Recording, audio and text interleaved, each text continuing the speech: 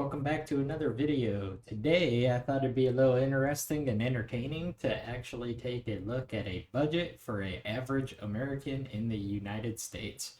Everything is based off of averages. If you watch my previous video, I have a simple spreadsheet for Excel for budgeting purposes, and I made some improvements to it. So there'll be a link to the spreadsheet a blank copy in the description of this one, and I'm going to go back and update the one in that video, the description there. So if you want to go back and give that a watch, it's interesting, and I believe I make some pretty good points on budgeting. And in this video, we're gonna have a little bit of fun and be able to compare to what a average U.S. citizen is making and paying. So to start, I have a whole list of averages here to just kind of scroll through. Average American makes $58,389 a year. That's equal to $28.07 an hour. Average mortgage is $2,300. Median's closer to $2,100, so that's kind of where I'm going to base it off of. And down here, average rent should be rent right there. Average rent is approximately $1,995. Studios 1476 and one bedrooms at 1,500. So we're gonna go into extra spending. I believe I liked this one because right down here, entertainment around $300, housing, transportation, food, including dining and groceries and everything, dining out and groceries. So personal insurance and pensions, 816. We'll get into that in a second. Average weekly per household for groceries. In here, I have for a single person 154, couple 197. We're going to base it around there. Utilities. This is going to include everything to include phones, streaming, internet, the whole nine on it. So we're going to go off that 610 to 611 per month. That's essentials plus internet and phone. We're going to actually break phone off, so we'll go through that in a second here. Average transport, total transportation, $1,100. This one was a little bit of a shocker to me. I actually think it can be much lower, but I do understand. We all like new vehicles, right? So a little further on, I got how much is the average vehicle. Used cars, $532 a month, and new cars, $748 a month. So we're going to kind of base it in between these, and we'll go through that in a second.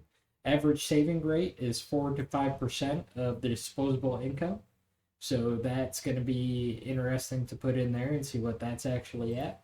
Average credit card payments is going to be around 181. Down here in Experian, reported 181, which covers about 2.7% of the average balance. I know most people have more than one credit card possibly, so we'll take a look and see where everybody lies. That's the new cars right there.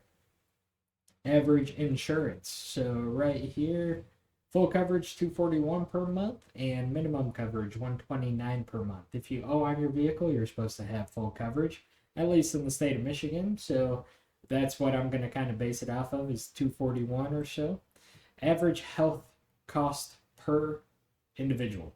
So right here, average employee contribution around 110 to 150 per month for single coverage, with the employers paying the bulk. Hopefully, you have your insurance through your provider or through your employer is actually covering some of that. So in here is the Excel spreadsheet that I created. It's very simple still. The things that I added were down here in the bottom, where it actually calculates the percentage of your overall spending in each of these three categories. So I did the math, the 58,000 for average, divide that by 12, and then that gets you the $4,865.77. So I also divided it by 52. That equals the $1,122.87. That was take-home pay after taxes and all said and done. So weekly shopping, I kind of went off of as a couple. It was 190 something. So we're going to go 200. I'm actually going to lower that down to about 180. just because once again we're shooting for averages, so in between that one person, two people. Rent mortgage 2,100. I went on the lower side of that. Utilities $600. I actually believe their cell phone. I didn't have that in there yet, so 600 sounds good to me based off of that. And this was for a used vehicle, 532. The new vehicle was in the 780 something. So we're actually on the low end of that, which I think is perfectly fine. Insurance 129 after the employer's paid. That is per month. Health insurance, health insurance is 110 after employer paid. Insurance is 129 for vehicle insurance. Now that's going to all depend on what state you live in and if you've had any accidents. Hopefully we haven't. I did add in vehicle maintenance that really wasn't in there, so we're just going to take that back to zero. Restaurants going out. If you actually looked, it said 800 and something dollars per month for going out and groceries. So right now we are at 630. So we're on the lower side of that. That actually is 103.85 per week, which is actually kind of crazy in my opinion. Credit card payment 181. That was on the lower side of what Experian put out there. And then entertainment was 300. I didn't add in Amazon Prime, Netflix. That's all entertainment in my books. And then if you take this weekly cost and you take 4% of it, that's going to end up being at 44.91 for savings.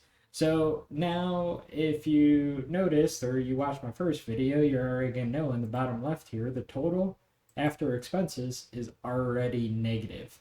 So at the end of the day, just off of the average budget for a US citizen, all averages, income, everything, the average American is negative $316.23 per month. And this is not with any kind of extras or anything like that. This also is if they have a house on the lower side, a used car on the lower side, things along those lines. And I doubt most of us are living on the lower side, right? So over here on the right, I actually put what the typical rule is for a budget. 50% needs, 30% wants, 20% savings. So when we scroll down to the new portion that I added in, so when you change your title up here, it will change it down here for you. So if you don't want Spotify and say you want the one in your car, OnStar, it will change it to OnStar down here. So it will automatically change. And when you add in a price, say it's $35 a month, it will add it down here and it'll take in a percentage of your income. So we're going to zero that back out just to see where everybody's at. So in needs, we are already at 87.37%. That is going to be 37% too high. Wants, we're actually on the lower side with all this. That is going to be 19.13. I do add credit card into wants because I'm assuming you probably spent that money on something you wanted. Savings here, we are at that 4% marker. So in reality, to make any kind of changes to this, and once again, I'm doing this purely for the entertainment and for the comparison for most people. So we want to be down at 50% needs, 30% wants, 20% savings.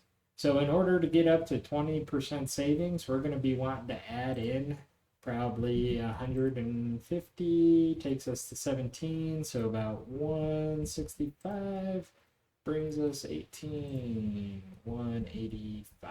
That should be pretty close, just over 20%. So we're looking at, we want another $185 of savings. We also would like to reduce our needs. So where in here can the average American reduce in the needs? The biggest one that stands out to me is the vehicle payment and the monthly rent. Typically, you want your living costs, your rent, your mortgage to be around 30-ish% maybe, depending on where you're staying and how safe that area is. But we're going to take a look, and if we wanted to narrow that down to that 1 bedroom apartment average, that actually brings you down to about 30.83%, which is roughly right in where you would actually want that. But we're talking, we are high on our groceries, our weekly shopping and food, our utilities, and our vehicle payment. That's kind of pushing us over that edge there, right? You are now positive after expenses. So in reality, by swapping from that cheap mortgage to that 1 bedroom apartment average, that actually takes you to where you would be net positive without the additional savings. You'd only be able to save about that 65.49 a week. So other things that you can definitely, an average American, it seems like to me, can cut back on is this restaurant going out. That one actually seems pretty high. That's over here in the watts. I brought it down into this zone. So in reality, I do believe it's high. I think we can actually cut that down maybe $300 a month, and that would still keep us good. Notice how it went up by $35 a week over here in the expenses. That's great. That's exactly what we're looking for. We're still trying to make up $562.51 per month. So the other things, we already did rent. I do recommend, more shopping, cooking your own food over going out. It is cheaper. However, I do understand the FOMO and the fear of not having that good time with everybody else, right? So you got vehicle insurance, you got your utilities. If you can find a way to lower your utilities, this is also including cell phone and internet, swap for a base package. Turn off the lights before you leave, try to save a little bit on gas. You might be able to cut that one down a little bit. However, that's going to be strictly situational. You're staying in an apartment, you might have to pay trash. You got your own home, you may have to pay trash, but it might be more expensive. So just see where you end up falling out with that. I think we can lower the entertainment a little bit depending on where you're at in your savings and your budgeting and your financial state or well-being, right? This is also including that credit card bill of 181. If you have an additional credit card on top of that, you may be paying more, you may be paying less. Once again, this is all based off the averages. Obviously, we would want to pay that down and try to get rid of it. If you did get rid of that, it would actually start adding up pretty good over on this side. $181 a month more that you could be saving. So after all said and done, because we wanted to get that savings up, the wants technically can go higher. We're still looking at trying to get rid of the needs. So if you're in a used vehicle and you have negative equity in that vehicle, there is plenty of ways that you can try to get out of it. You can listen to Dave Ramsey. He talks about buying that cash car. As long as it's safe, reliable, gets you around 5-10 grand for a car, that is more than what most of us need. So in reality, I'm assuming that is not a 5 to 10 grand car. That's probably more of a $25,000 to $30,000 car. That would sound about right to me, about 25 grand. So if you can find a way to get rid of your vehicle, get that payment paid off, and move into a cheaper vehicle, then absolutely this will start saving you some money. Even if you get it down to about $300 a month, then we're starting to get closer to being able to break even over here, right? Now, if I take out the emergency fund savings that I added in to hit the 20%, we actually would be net positive all in all. However, we are looking to push more money into that savings, right? So the other things that I would be looking at outside of the vehicle payment, once again, trying to hit that utility, but sadly, that means we are going to have to cut back on grocery shopping and entertainment and the restaurant and going out. Simply right now, according to my simple average spreadsheet, the average American cannot actually afford to live this lifestyle. The other solution, which is a harder solution, but it will add up quickly, is if we were to raise our income. Get a side gig. You're only working 40 hours a week, maybe put in about 15 to 20 as an Uber driver. I'm unsure actually how much they make, but if you can find a way to make an extra $100 per week, that would bring us net positive after we were at our 20%. And that's exactly what we're looking to do. So I hope you enjoyed the video. I think most of us can cut back where more than what we currently are, and hopefully using a spreadsheet to where you can see it just like this is going to be of a benefit to you. Once again, I ran the average in here, so you can go back and you can watch and see exactly where you fall out comparatively. And I'll leave a link to this blank average master budget spreadsheet in the description. Thank you. Have a good one.